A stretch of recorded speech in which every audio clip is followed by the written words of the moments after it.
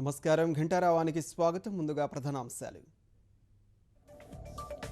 వినియోగదారుల మేలు కోసమే స్థిరాస్తి నియంత్రణ బిల్లు.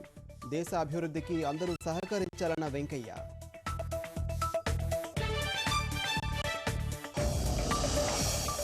భాగస్వామ్య సదస్సుకు 41 దేశాల నుంచి ప్రతినిధులు.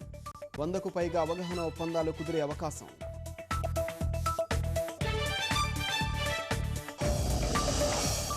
హామీల అమలు కోసం అనునిత్యం పనిచేస్తున్న పల్లెలకు పట్టణ సౌకర్యాలు తెస్తామన్న ముఖ్యమంత్రి.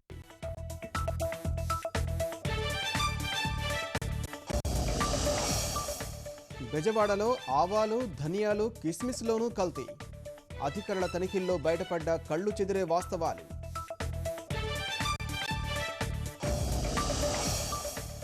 విదేశాంగ కార్యదర్శుల భేటీ జరుగుతుందన్న పాకిస్తాన్. కశ్మీర్ అంశంపైన చర్చిస్తామన్న షరీఫ్ సహాదారు అజీజ్.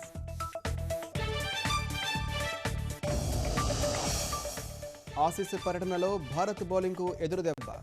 గాయంతో వన్డే 2020లకు దూరమైన పేసర్ షమి.